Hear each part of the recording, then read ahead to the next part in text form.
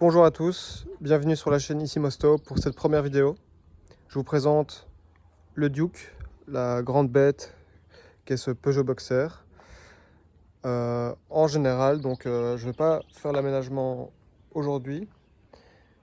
Donc on l'a acheté en 2021 avec 55 800 km à son compteur, ce qui est relativement bas. Néanmoins, il faut savoir que c'était un camion de pompier qui a travaillé dans la ville merveilleuse qu'est Bruxelles. Donc beaucoup de villes, on sait que ça a un impact sur les véhicules, sur la mécanique. Et au prix de 5 800 € négocié comme un chef à 5 300 €. Et ouais, rien que ça. L'intérieur n'est pas trop en mauvais état. Voilà, les sièges, banquettes en simili-cuir. Le volant est un peu usé effectivement. Mais à part ça, je dois dire que je suis plutôt satisfait de l'intérieur. Au niveau de la baie moteur, comme vous pouvez le voir, j'ai pas de porte-capot. Donc j'ai dû improviser un bout de bois. Mais à part ça, il est en très bon état, du moins en apparence. La batterie a été changée avant l'achat, ainsi que l'alternateur là-bas. Et on nous a fourni un embrayage qu'on a pu installer dans un garage. Donc ces trois pièces-là étaient déjà fournies, ça c'est pas mal. Les pneus ont dû être changés car ils avaient tous les 4 20 ans, ils étaient d'origine à l'achat. Ce qui est relativement remarquable, mais pas pour moi en tout cas.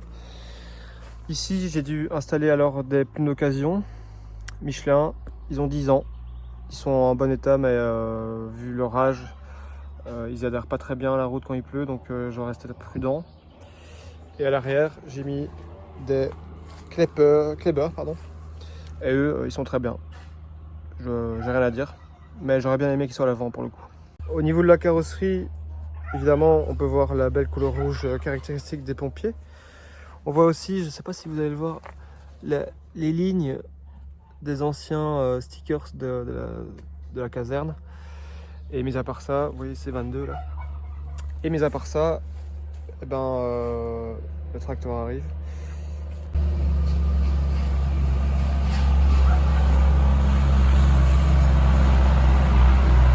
Je disais, mis à part ça, la carrosserie est plein de griffes et de coups en tout genre. Voilà, ça fait partie de son charme. Mais je dois dire que ce n'est pas très dérangeant et ça nous empêche d'être très triste lorsque l'on fait soi-même une griffe dessus. Je le dis parce que c'est ce qui m'est arrivé plusieurs fois déjà. Voilà. Donc ayez une pointure pourrie, comme ça en fait vous pourrez la pourrir sans remords. Détail aussi au niveau du phare ici. Putain le dindon. Un petit détail au niveau du phare ici qui est cassé. Ça je l'avais vu, c'était d'origine. Je m'en foutais, mais finalement l'eau rentre. Et donc ça a fait court-circuiter ma petite ampoule, je pense. Donc j'en ai acheté un en casse et je le rechangerai dans quelques temps. Je vous fais pas la présentation de l'aménagement, je le ferai dans une autre vidéo. Mais globalement, ici à l'arrière, c'était 2 banquettes. Donc il y avait 9 places au total dans le véhicule. Et on a tout retiré, hein, ça je vous expliquerai. On va quand même faire démarrer le véhicule pour vous montrer comment il tourne. J'ai pas mis la vitesse, ok, c'est parti. La pompe.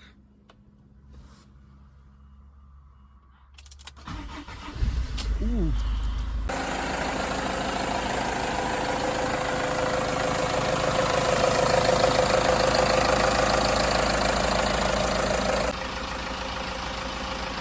Alors, avant d'acheter la voiture, on l'a essayé, c'est-à-dire en fait qu'on a fait 100 mètres avec et on a vu qu'elle roulait et du coup, voilà.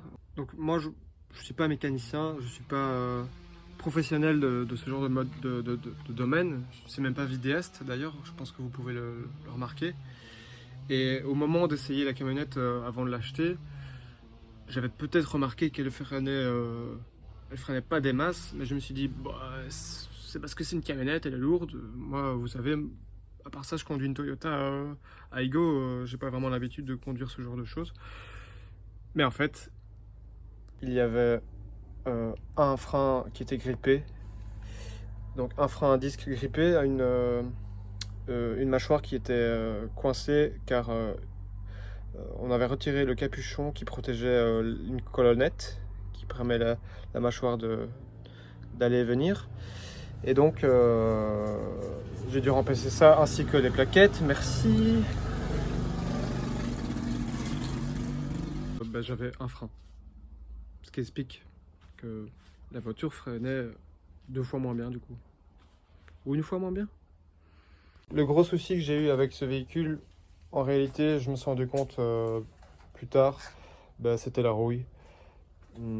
Ici, sous le plancher, pas celui-ci, celui d'origine, tout était rouillé. Rouillé au point qu'il y ait des trous dans le plancher et également des points de rouille un peu partout disséminés pour faire plaisir. Cela s'expliquait en partie car quand je fermais la porte, ici au niveau du joint ça ne plaquait pas du tout et quand il pleuvait l'eau coulait et allait s'infiltrer dans le plancher. Donc ça je dois dire que c'était pas très grave non plus. Par contre ce qui était plus grave et ce qui l'est encore car c'est pas un problème tout à fait réglé, c'est la rouille sur le châssis parce que ça passe pas au contrôle technique. Et alors là je vous montre quelque chose de tout à fait solide car ça a été réparé mais ça a été une catastrophe, tout était pourri et je me suis rendu compte de ça en mettant le cric, en levant la camionnette et en fait tout s'enfonce et c'est pas normal en fait hein. Donc ça se voyait pas tant que ça, mais une fois que j'avais tout pété, ça se voyait à mort et j'ai dû être obligé de réparer ce bordel quoi parce que ça passait pas au contrôle. Alors en dessous, à l'arrière, de nouveau, ça je me suis rendu compte de ça il y a pas très longtemps. C'est pourri quoi. Et ça de nouveau, ça passe pas au contrôle donc je dois réparer ça. Ça fait beaucoup de ça dans cette phrase. Voilà, je sais pas si j'ai oublié quelque chose. Au pire, c'est pas grave, hein, y a pas mort d'homme. Donc je vous remercie d'avoir regardé ma vidéo. J'espère que... Enfin, globalement, je propose pas grand chose. Je vous montre juste mon camion. Dites-moi si c'est une bonne affaire finalement. 55 000 km, 5 300 €. Nouvelle batterie, nouveau alternateur, nouvel embrayage. Mais de la rouille et pas d'autoradio, je l'ai pas dit, pas d'autoradio. Et quoi encore? Oui, bon, la carrosserie qui est un peu vieille et tout ça quoi. Enfin, dites-moi ce que vous en pensez. Et j'espère que ça vous aura plu. Je vous souhaite une bonne journée. Ciao.